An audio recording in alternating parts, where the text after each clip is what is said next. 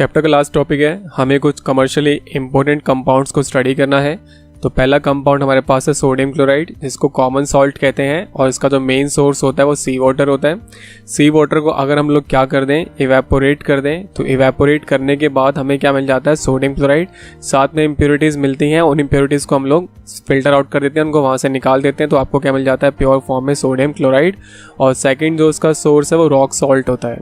Rock salt क्या है, एक ब्राउन कलर का लार्ज क्रिस्टल होता है, जिससे हम लोग क्या एक्सट्रैक्ट कर सकते हैं, सोडियम क्लोराइड एक्सट्रैक्ट कर सकते हैं। नाउ यूज़ क्या होता है NaCl का, सबसे पहला तो यूज़ का ये होता है कि इसको हम कुकिंग में यूज़ करते हैं, और सेकंड यूज़ होता है इसका, ये एक इम्पोर्टेंट रॉ मटेरियल होता है किसकी प्रिपरेशन करने के लिए, सोडियम हाइड्रोक्साइड की प्रिपरेशन को करने के लिए। जो नेक्स्ट कंपाउंड हमारे पास है वो है सोडियम हाइड्रोक्साइड, ठीक है, सोडियम हाइड्रोक्साइड।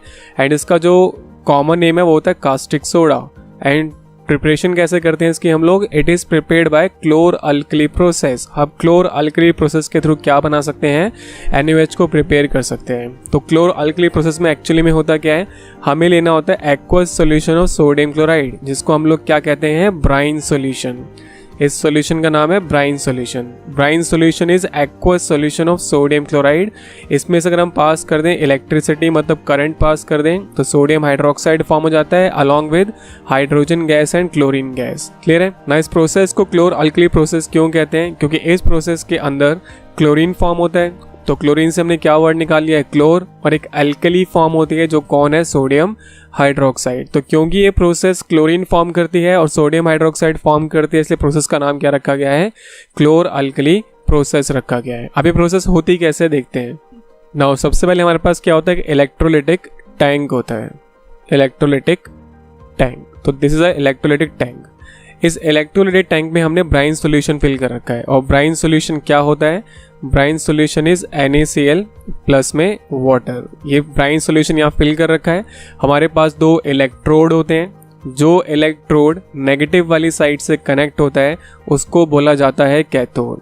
वो इलेक्ट्रोड हमारे लिए कौन होता है, कैथोड होता है। और जो प्लस वाली साइड से कनेक्ट होता है उस इलेक्ट्रोड को हम लोग क्या कहते हैं, एनोड कहते हैं। तो नेगेटिव वाली साइड वाला कैथोड होता है, पॉजिटिव वाली साइड वाला एनोड होता है। और ये कैथोड एनोड किससे बने होते हैं, ग्रेफाइट से बने होते हैं, ठीक है। ऑब्वियसली हमारे पास क्या एक बैटरी है, यहाँ पे स्विचेस वगैरह भी होते हैं, की होते हैं, वो मैंने फॉर्म नहीं करी है, ये अंडरस्टैंडेबल है। तो रिएक्शन टेक प्लेस कैसे करती है, जो एक्वस सॉल्यूशन होता है सोडियम क्लोराइड का, मतलब जो ब्राइन सॉल्यूशन होता है, उसमें से इलेक्ट्रिसिटी पास करने पे वो NaOH में कन्वर्ट हो जाता है, H2 में कन्वर्ट हो जाता है, और Cl2 में कन्वर्ट हो जाता है। अब ये कन्वर्ट कैसे होता होगा, देखिए ये जो NaCl है उसको हम ऐसे लिख सकते हैं, Na प्लस और Cl माइनस के फॉर्म में लिख सकते हैं, और हमारे पास जो वाटर है उसको हम H प्लस और OH माइनस के फॉर्म में लिख सकते हैं। ये शॉर्टकट मेथड आपको सिखाने का, लर्न करवाने का कि रिएक्शन एक्चुअली में होता कैसे है। तो ये जो Na प्लस है, this Na plus will combine with OH negative, और वो क्या बना लेगा, NaOH बना लेगा। नौ हमारे पास बचा गया है, सोल्यूशन में बचा है H प्लस, और हमारे पास सोल्यूशन में बचा है Cl माइनस। अगर H प्लस लिखा है मतलब इसके पास एक इलेक्ट्रॉन कम है, तो अगर मैं इसको एक इलेक्ट्रॉन दे देता हूँ तो ये किस में कन्वर्ट हो जाएगा, H में कन्वर्ट हो जाएगा। लाइकवाइज जो Cl नेगेटिव है, Cl नेगेटिव के पास एक इलेक्ट्रॉन क्या है, एक्सेस में है, तो ये एक इलेक्ट्रॉन क्या कर देगा, लूज कर देगा, और किस में कन्वर्ट हो जाएगा, Cl में कन्वर्ट हो जाएगा, ठीक है। ऐसा वो क्यों कर रहे हैं, क्योंकि नेचर में हर एक चीज़ किस फॉर्म में रहना प्रेफर करती है, न्यूट्रल फॉर्म में रहना प्रेफर करती है, ठीक है, न्यूट्रल फॉर्म में रहना ज़्यादा प्रेफर करती है। क्लियर है यहाँ तक। तो जो H प्लस है, क्योंकि उसके पास एक इलेक्ट्रॉन कम था इसलिए उस पर +1 चार्ज था, तो उसने एक इलेक्ट्रॉन कैप्चर किया और H में कन्वर्ट हो गया। लाइकवाइज Cl पे -1 था तो उसके पास एक इलेक्ट्रॉन फालतू था, तो उसने एक इलेक्ट्रॉन क्या कर दिया, डोनेट कर दिया, निकाल दिया, सोल्यूशन में डाल दिया, और वो खुद न्यूट्रल फॉर्म में Cl में कन्वर्ट हो गया। अब नेक्स्ट स्टेप आपको याद रखना है कि नेचर में जो हाइड्रोजन होता है वो H की फॉर्म में नहीं रहता, वो H2 की फॉर्म में रहता है। लाइकवाइज क्लोरीन जो होता है वो Cl2 की फॉर्म में रहता है। तो अगर एक हाइड्रोजन ने एक इलेक्ट्रॉन गेन किया है तो दो हाइड्रोजन के आयंस कितने इलेक्ट्रॉन गेन करेंगे, 2, और वो क्या बना लेंगे, H2 बना लेंगे, जो H2 गैस फॉर्म में लिबरेट हो जाता है। लाइकवाइज 2 Cl है तो यहाँ पे आपको 2Cl माइनस करना पड़ेगा, तो इलेक्ट्रॉन भी कितने लिबरेट हो जाते हैं, 2 इलेक्ट्रॉन लिबरेट हो जाते हैं, ठीक है। और ये जो गैसेस एमिट होती हैं वो कौन से टर्मिनल पे होते हैं ये भी आपको याद रखना है। तो जहाँ पे ना इलेक्ट्रॉन क्या होते हैं, ऐड होते हैं। देखिए इस वाली साइड हमने इलेक्ट्रॉन क्या करे हैं, गेन किए हैं हाइड्रोजन ने। तो जहाँ भी इलेक्ट्रॉन गेन होते हैं वो टर्मिनल कौन सा होता है, वो टर्मिनल होता है कैथोड। और जहाँ पे इलेक्ट्रॉन क्या होते हैं, लूज़ होते हैं। यहाँ पे इलेक्ट्रॉन क्लोरीन ने क्या किया, लूज़ किए हैं। तो जहाँ इलेक्ट्रॉन लूज़ होते हैं वो टर्मिनल कौन सा होता है, एनोड होता है। तो हमसे पूछे कि जो क्लोरीन गैस है वो किस टर्मिनल पे लिबरेट हुई है, तो एनोड टर्मिनल पे कौन सी गैस लिबरेट हुई है, क्लोरीन, और कैथोड टर्मिनल पे कौन सी गैस लिबरेट हुई है, हाइड्रोजन। तो ये जो इक्वेशन हमने लिखनी है, ये जो इक्वेशन है वो कैथोड के लिए हो जाएगी और नीचे वाली क्लोरीन वाली किसके लिए हो जाएगी, एनोड के लिए हो जाएगी। ठीक है, तो इस तरीके से हम ये बता पाएंगे कि हाइड्रोजन गैस किस टर्मिनल पे आती है, क्लोरीन गैस किस टर्मिनल पे आती है, और ये जो पूरी प्रोसेस है वो कैसे टेक प्लेस करती है। तो ये हमारे पास होती है क्लोर अल्कली प्रोसेस। नाउ यूज़ क्या होते हैं इन सब के, सोडियम हाइड्रोक्साइड यूज़ होता है सोप एंड डिटर्जेंट मेकिंग में, and paper and fibre industry में इसको यूज़ करते हैं। हाइड्रोजन गैस का कहाँ यूज़ होता है, ये एज अ रॉकेट फ्यूल और नॉर्मल फ्यूल की फॉर्म में यूज़ करते हैं इसको हम लोग, और इसको फर्टिलाइजर बनाने में यूज़ करते हैं हाइड्रोजन को। क्लोरीन का यूज़ कहाँ करते हैं, क्लोरीन को यूज़ करते हैं वाटर ट्रीटमेंट के लिए। क्लोरीन जो होता है एक बहुत बढ़िया डिसइंफेक्टेंट होता है, डिसइंफेक्टेंट। ठीक है, तो जो वाटर प्लांट होते हैं उसमें जो वाटर को ट्रीट करना होता है, वाटर को क्लीन करना होता है, उसके लिए हम किसको यूज़ करते हैं, क्लोरीन को यूज़ कर लेते हैं। इसके अलावा क्लोरीन यूज़ करते हैं पीवीसी बनाने में, सीएफसी बनाने में, पेस्टिसाइड बनाने में। पीवीसी होता है polyvinyl chloride, PVC stand for polyvinyl chloride, CFC stand for chlorofluorocarbon, ये तो आपको पता ही होगा, और पेस्टिसाइड वगैरह बनाने में इसको हम लोग यूज़ कर लेते हैं। नेक्स्ट है आपके पास ब्लीचिंग पाउडर, जिसको बोलते हैं कैल्शियम ऑक्सीक्लोराइड, ये इसका केमिकल नेम है। फॉर्मूला होता है CaOCl2। प्रिपरेशन कैसे करते हैं, कैल्शियम हाइड्रोक्साइड से क्लोरीन गैस पास कर दो तो आपको ब्लीचिंग पाउडर मिल जाएगा। वाटर क्या होता है, लिबरेट हो जाता है। बहुत सिंपल सी चीज़ है और यूजेस तो बहुत सिंपल है। ये ब्लीचिंग एजेंट है, डेट मीन्स ये ब्लीच करने में हेल्प करता है किसको, टेक्सटाइल को या पल्प को। वाटर को डिसइंफेक्ट करने में यूज़ करता है क्योंकि ये क्या कैरी कर रहा है, क्लोरीन। नेक्स्ट है it is an oxidizing agent, इसको हम लैब में एज अ ऑक्सीडाइजिंग एजेंट की फॉर्म में भी यूज़ कर सकते हैं। नेक्स्ट है बस बेकिंग सोडा। बेकिंग सोडा को बोलते हैं सोडियम हाइड्रोजन कार्बोनेट, फॉर्मूला होता है NaHCO3। प्रिपरेशन कैसे करेंगे, हम लेंगे brine solution which is NaCl plus water, इसमें CO2 डालेंगे, साथ में अमोनिया डालेंगे तो अमोनियम क्लोराइड बनता है और हमारा जो मेन प्रोडक्ट है NaCO3 वो फॉर्म हो जाता है। ना उसके यूजेस क्या होते हैं, पहले तो उसको हम एंटा एसिड की फॉर्म में यूज़ करते हैं। एंटा एसिड वो केमिकल या वो ड्रग होते हैं जो एसिडिटी से रिलीफ देते हैं, तो इसको हम कैसे यूज़ करते हैं, एज एंटा एसिड की फॉर्म में यूज़ करते हैं। इसको बेकिंग पाउडर बनाने में हम लोग यूज़ करते हैं। और थर्ड इंपॉर्टेंट जो इसका पॉइंट है, इसको हम बेकरी में यूज़ करते हैं डो को राइज करने के लिए। जो केक वगैरह के डो होते हैं वो राइज करने में वो हेल्प करता है ये, और जो केक होते हैं या जो पेस्ट्रीज होते हैं उनको स्पॉन्जी बनाने में हेल्प करता है। अब ये डो को राइज या स्पॉन्जी कैसे बनाता है, तो हम पहले अपना डो बनाते हैं और डो में हम लोग क्या डाल देते हैं, NaCO3 डाल देते हैं जो आपका क्या होता है, बेकिंग सोडा होता है। फिर इसको हम क्या करते हैं, हीट करते हैं, अवन में डालते हैं केक वगैरह को। तो जैसे इसको हम अवन में डाल के हीट करते हैं तो NaHCO3 डिकम्पोज हो जाता है, ब्रेक हो जाता है Na2CO3 में, साथ में H2O में और साथ में CO2 में। तो ये जो CO2 होती है बाहर निकलती है, तो जब ये डो में से बाहर निकलती है तो डो में बिल्कुल छोटे छोटे माइक्रोस्कोपिक होल बनाती है। उस होल में एयर ट्रैप हो जाती है, इससे वो जो आपका केक है वो क्या होता है, स्पॉन्जी बन जाता है, फ्लफी बन जाता है। ठीक है, तो ये डो को राइज करने में हेल्प करवाता है, केक एंड पेस्ट्रीज को स्पॉन्जी बनाने में हेल्प करता है। और लास्ट होता है इसका यूज़ सोडा फायर एक्सटिंग्विशर में, इसको हम लोग यूज़ करते हैं। तो सोडा फायर एक्सटिंग्विशर ना बहुत कैटेगरीज वाले होते हैं। तो ये जो जिसको हम डिस्कस कर रहे हैं इसमें क्या होता है, जो हमारा मेन कंटेनर होता है उसमें क्या फिल होता है, NaCO3 फिल होता है, और टेस्ट ट्यूब में हमने क्या हैंग कर रखा होता है, HCl को हैंग कर रखा होता है। ठीक है, तो जैसे ही नोजल को ओपन करते हैं, इसको हम ग्राउंड पे हिट करते हैं किसी भी तरीके से, जो HCl जब NaCO3 के कॉन्टेक्ट में आती है, जो आपके पास बेकिंग सोडा है, जब उसके कांटेक्ट में हाइड्रोजन क्लोराइड आती है तो वो सोडियम क्लोराइड में ब्रेक हो जाती है, साथ में H2 में ब्रेक हो जाता है और CO2 गैस प्रोड्यूस होती है। तो ये जो CO2 गैस प्रोड्यूस होती है यही क्या करती है, फिर फायर को एक्सटिंग्विश करने में हेल्प करती है। तो जब HCl किसके कांटेक्ट में आती है, NaCO3 के कांटेक्ट में आती है, मतलब बेकिंग सोडा के कांटेक्ट में आती है, तो बेकिंग सोडा रिएक्ट कर जाता है HCl के साथ और क्या बनाता है, NaCl, H2 और CO2। और इस CO2 किस में यूज़ करते हैं हम लोग, ऐसा फायर को एक्सटिंग्विश करने में यूटिलाइज कर लेते हैं। ठीक है, तो ये हमारे पास था बेकिंग सोडा।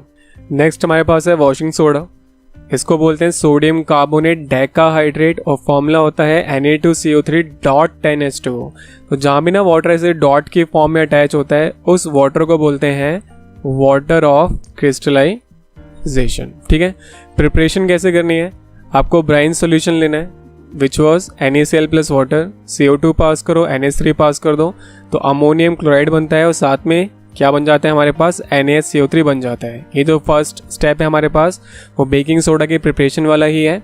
अब सेकंड स्टेप में आपने इसको हीट कर देना है। तो जैसे इसको आप हीट करोगे ये Na2CO3 में ब्रेक हो जाता है, साथ में H2 में ब्रेक हो जाएगा और CO2 में ब्रेक हो जाएगा। फिर हम Na2CO3 को उठाते हैं थर्ड स्टेप में, उसमें 10 वाटर के मॉलिक्यूल ऐड करते हैं। तो ये जो 10 वाटर के मॉलिक्यूल होते हैं वो क्रिस्टल की फॉर्म में आके अटैच हो जाते हैं Na2CO3 के साथ और क्या फॉर्म कर लेते हैं, सोडियम कार्बोनेट डेका मतलब 10 हाइड्रेट। हाइड्रेट मतलब वाटर किस फॉर्म में है, क्रिस्टलाइजेशन की फॉर्म में है, वाटर क्रिस्टल की फॉर्म में उससे अटैच है। क्लियर है। यूजेस क्या क्या होते हैं, इसको हम ग्लास इंडस्ट्री, सोप इंडस्ट्री या पेपर इंडस्ट्री में यूज़ करते हैं। हार्ड वाटर को सॉफ्ट करने में हेल्प करता है। ये 1 मार्क का क्वेश्चन होता है कि ऐसा कौन सा कंपाउंड होता है जो परमानेंट हार्डनेस ऑफ वाटर को ट्रीट करने में हेल्प करता है, तो वो कौन होता है, washing soda. Domestic cleaning agent की फॉर्म में इसको हम लोग क्या करते हैं, यूज़ करते हैं। क्लियर है। लास्ट कंपाउंड है प्लास्टर ऑफ पेरिस, जिसको हम लोग कहते हैं कैल्शियम सल्फेट हेमीहाइड्रेट। मतलब कैल्शियम सल्फेट है CaSO4, हेमी मतलब होता है हाफ, हाइड्रेट मतलब H2O। हाइड्रेट मीन्स कहने का वाटर किस फॉर्म में अटैच होगा, फिर से क्रिस्टल की फॉर्म में अटैच होगा। This water is water of crystallization. बनाते कैसे हैं, आपको लेना है CaSO4.2H2O, ये होता है जिप्सम। अगर हम जिप्सम को 373 केल्विन पे हीट करते हैं तो जिप्सम क्या करता है, 3/2 वाटर मॉलिक्यूल लूज कर देता है और किस में कन्वर्ट हो जाता है, प्लास्टर ऑफ पेरिस में कन्वर्ट हो जाता है, जिसको हम लोग इन शॉर्ट क्या कहते हैं, POP कहते हैं। क्लियर हो रहा है। तो POP बनाना बहुत सिंपल होता है। जिप्सम लो, जिप्सम को 373 केल्विन पे आप हीट कर दो तो POP बन जाता है और साथ में 3/2 वाटर मॉलिक्यूल क्या होते हैं, लिबरेट हो जाते हैं। अब इसके यूजेस क्या होते हैं, इसको यूज़ करते हैं फ्रैक्चर्ड बोन को सेटल करने के लिए, उसको फिर से सेट करने के लिए। कैसे होता है, जो आपके पास POP होता है, POP का हम क्या करते हैं, पेस्ट बनाते हैं और उस पेस्ट को किस पे अप्लाई कर देते हैं, जो पर्सन है उसके जो ब्रोकन बोन है उस पर अप्लाई कर देते हैं। तो सपोज के हैंड में बोन जो है वो ब्रेक हो गया है या फ्रैक्चर हो गया है तो उसके हैंड पे हम लोग क्या करते हैं, पेस्ट को अप्लाई करते हैं POP का बना के। एंड आफ्टर सम टाइम जो पेस्ट वो ड्राई हो जाता है तो वो किस में कन्वर्ट हो जाता है, जिप्सम में कन्वर्ट हो जाता है। और जिप्सम क्या होता है, बहुत ही हार्ड होता है, इसलिए जो कास्ट होता है, जो हाथ या पैर पे लगाते हैं, जब हाथ वगैरह या पैर की जो बोन्स है ब्रेक हो जाती है तो वो कास्ट हार्ड हो जाता है। क्यों, कास्ट है वो किस में कन्वर्ट हो गया, जिप्सम में कन्वर्ट हो गया। तो ओरिजिनली हमने POP यूज़ किया था, बट POP का जैसे पेस्ट बनाया दैट मीन्स वो फिर से वाटर के कॉन्टैक्ट में आ गया तो वाटर फिर से वो रिकैप्चर कर लेता है 3/2 वाटर मॉलिक्यूल और किस में कन्वर्ट हो जाता है, जिप्सम में वो फिर से कन्वर्ट हो जाता है। ठीक है। और इसको कास्ट बनाने में यूज़ करते हैं किसके, स्टैच्यूज़ के या टॉयज़ के। ओके। नाउ एक क्वेश्चन अलग से यहाँ पे आता है कि जो POP होता है उसको एयर टाइट कंटेनर में स्टोर करके क्यों रखना चाहिए, why it should be stored in airtight container। Reason क्या है, because if it is not, अगर उसको आप नहीं रखोगे तो then it will react with moisture present in air. जो एयर में मॉइस्चर प्रेजेंट है उससे रिएक्ट कर जाएगा और रिएक्ट कर जाएगा तो फिर किस में कन्वर्ट हो जाएगा, जिप्सम में कन्वर्ट हो जाएगा। ठीक है। तो एयर में जो मॉइस्चर प्रेजेंट है, सपोज ये एयर में जो मॉइस्चर है उसके साथ ही रिएक्ट कर गया तो फिर से अगर ये उससे रिएक्ट कर जाएगा तो किस में चला जाएगा, जिप्सम में कन्वर्ट हो जाएगा। इसलिए इसको हमेशा एयर टाइट कंटेनर में हम लोग रखते हैं। एंड एक लास्ट क्वेश्चन यहाँ से बहुत फेमस है कि जो मॉलिक्यूल होते हैं ना कभी भी फ्रैक्शनल नहीं होते, तो यहाँ पे जो ये मॉलिक्यूल है वाटर का वो फ्रैक्शनल कैसे है, यहाँ पे हाफ वाटर मॉलिक्यूल क्यों आता है। ठीक है। तो इसके पीछे रीज़न क्या होता है, ये भी मोस्ट इंपॉर्टेंट क्वेश्चन है, पता नहीं कितनी बार ये बोर्ड में आया हुआ है कि जो मॉलिक्यूल्स होते हैं कभी भी फ्रैक्शनल नहीं होते हैं, मॉलिक्यूल हमेशा होल नंबर होते हैं, 1 2 3 4 इस तरीके से होते हैं। बट यहाँ जो वाटर का मॉलिक्यूल है वो हाफ है, फ्रैक्शनल है। तो इसके पीछे क्या लॉजिक है, तो इसके पीछे लॉजिक ये होता है कि इसका जो एक्चुअल फॉर्मूला है वो ये होता है 2CaSO4 डॉट में H2O। मीन्स हमारे पास क्या होते हैं, 2 कैल्शियम सल्फेट के मॉलिक्यूल होते हैं जो एक वाटर मॉलिक्यूल को शेयर कर रहे होते हैं। 2 कैल्शियम सल्फेट के मॉलिक्यूल एक वाटर मॉलिक्यूल को क्या कर रहे होते हैं, शेयर कर रहे होते हैं। तो मतलब दोनों मिलके एक वाटर मॉलिक्यूल शेयर कर रहे हैं, तो एक के हिस्से में कितनी शेयरिंग आ रही होगी, हाफ शेयरिंग आ रही होगी। इसलिए हाफ यहाँ पे ये डिपिक्ट कर रहा है कि एक्चुअली में हमारे पास क्या है कि 2 कैल्शियम सल्फेट के मॉलिक्यूल एक वाटर मॉलिक्यूल को शेयर कर रहे हैं। सो 1 molecule of calcium sulphate will get half share of the water, ये मीन्स होता है इसका। ठीक है। मिसलिनियस क्वेश्चन देख लेते हैं। फर्स्ट क्वेश्चन होता है हमारे पास कि जो टैप वाटर होता है, टैप वाटर क्या कर सकता है, इलेक्ट्रिसिटी को कंडक्ट कर सकता है। बट जो डिस्टिल्ड वाटर होता है, डिस्टिल्ड वाटर वो इलेक्ट्रिसिटी कंडक्ट नहीं कर सकता। तो रीज़न क्या होता है, जो टैप वाटर है वो क्या कैरी कर रहा होता है, मिनरल कैरी कर रहा होता है, और ये मिनरल जो होते हैं वो अपने रिस्पेक्टिव आयंस में डिसोशिएट हो जाते हैं। ये अपने रिस्पेक्टिव आयंस में डिसोशिएट हो जाते हैं, मतलब पॉजिटिव और नेगेटिव आयंस बनाते हैं, जिसकी वजह से आपकी जो इलेक्ट्रिसिटी है वो कंडक्ट हो जाती है। बट डिस्टिल वाटर में ऐसा कोई भी मिनरल प्रेजेंट नहीं होता है। अगर मिनरल ही प्रेजेंट नहीं है तो आयंस फॉर्मेशन नहीं हो सकती। अगर आयन फॉर्मेशन नहीं हो सकती तो इलेक्ट्रिसिटी भी कंडक्ट नहीं कर सकता। कोई भी एक्वस सॉल्यूशन, किसी का भी एक्वस सॉल्यूशन, चाहे वो आपके पास एसिड हो, चाहे वो हमारे पास बेस हो, चाहे वो हमारे पास सॉल्ट हो, उनको अगर इलेक्ट्रिसिटी कंडक्ट करनी है तो उनको क्या प्रोड्यूस करने पड़ेंगे, आयंस प्रोड्यूस करने पड़ेंगे। तो अगर वो आयंस प्रोड्यूस कर सकते हैं तो इलेक्ट्रिसिटी कंडक्ट कर सकते हैं, नहीं कर पाए तो नहीं करेंगे।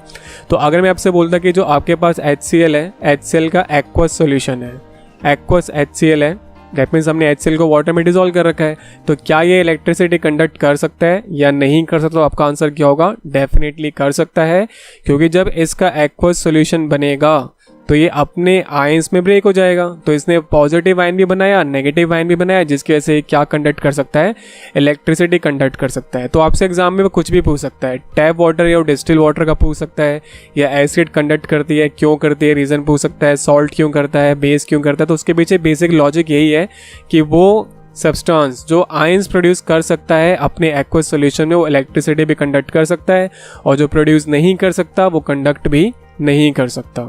सेकंड क्वेश्चन होता है कि जो आपके पास HCl गैस होती है वो लिटमस पेपर का कलर चेंज नहीं कर सकती, बट अगर आपके पास HCl है एक्वस फॉर्म में तब वो लिटमस पेपर का कलर चेंज कर सकती है। तो रीज़न क्या होता है, लिटमस पेपर क्या करता है, H+ आयंस को डिटेक्ट करता है। Litmus paper detect H+ ion, तभी वो क्या करता है, अपना कलर चेंज कर पाता है। तो जब वो H+ आयन को डिटेक्ट करेगा, उनकी प्रेजेंस में होगा, तभी वो क्या कर पाएगा, लिटमस पेपर अपना कलर चेंज कर पाएगा। और आयंस कब प्रोड्यूस होते हैं, जब क्या बनता है, एक्वस सॉल्यूशन बनता है।